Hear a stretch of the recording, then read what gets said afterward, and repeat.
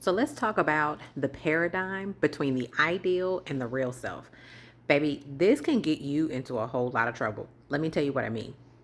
So we all have a ideal self. And just so you know, your ideal self it's a mixture of what you've been conditioned to believe by society norms, basically things that society has told you what you should have, what you should be, what you should be doing at your age, based on your gender, based on your race, based on, your education, based on your background. So you have all of these conditions based on things that your parents have told you, your family has told you, your family dynamic, all the things, right? So you're conditioned to believe that you're supposed to be, and then your actual desires, the things that you want, the things that you see for yourself, the things that you inherently drive towards.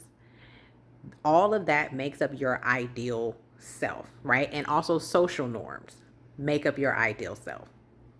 And so you have an ideal version of yourself that lives in your mind. But what happens when your ideal self meets your real self? And this is where it gets tricky. Sometimes we ignore our real self.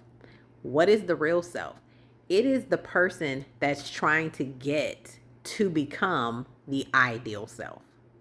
So that gap in between where you actually are and where you see yourself being, there is a gap, and it creates this kind of like friction. But if you are an idealist, like me, I'm an idealist, sometimes you can push your real self to the background and make decisions from your ideal self. This is where it's dangerous. If you don't have a handle on your ideal self versus your real self, you will create decisions based on who you want to be versus who you actually are. You'll make decisions based on where you think you are because of your ideal self versus where you actually are. And you can actually cause more problems for your real self versus your ideal self. So let me give you an example of this. So I remember when I would take these leaps of faith, and I got into a whole lot of debt. A whole lot of debt. Okay? Credit card debt, using my mom's credit card when I shouldn't have, and letting it rack up to the point where that credit card got to like 15 G's. Why? Because I was making decisions from an ideal place. Oh, yeah, I'm going to invest in this coach. I'm going to invest in this program. I'm going to invest in this thing that's going to help me in my business because I'm going to make this money back in a month. I'm going to make this money back in 3 days. I'm going to make this money back, like whatever the number was. I made decisions from an ideal place. But in reality, I had nothing to support the fact that I was going to make this money. There was no potential clients, there was no pending contracts, there wasn't any evidence. Now, what happens if you're a Christian and you're believing and you're stepping out on faith and you're doing those things? Where does that come in? Here's the thing that I do know. Everybody's journey is different, and everybody's faith walk is different. What is stepping out on faith for someone else might be you being detrimental or being in delusion versus stepping out on faith. It might be you just attaching an emotional attachment to the desire that you have, that you are not hearing God say, I didn't tell you to do that.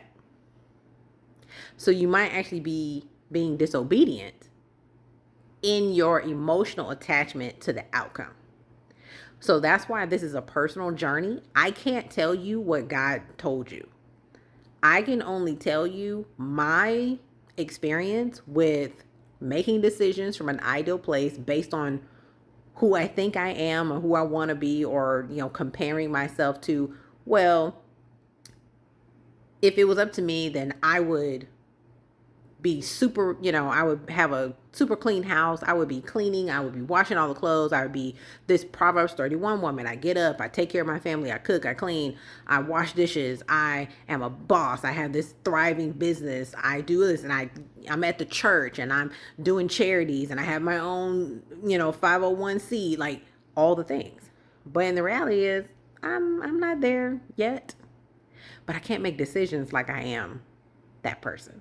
So if you find that you're in this position where you are making decisions from your ideal self, or this potential from your potential, my friend told me she didn't really resonate with ideal, she resonated with her potential self. She sees her potential. So when you make decisions from your potential versus reality, you have a tendency to get in trouble. And I'll leave you with this. God is the God of I am, not I was, and not who I will be. God is in your future, but He tells us to stay out of our future. He only gives us grace and sufficiency for today. So this is what I mean. Ideal is great, potential is great, but you have to stay in today. You can visualize tomorrow, but make sure you come back to today.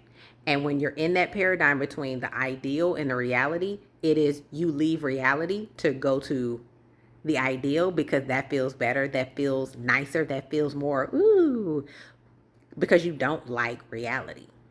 That's where you have to be careful.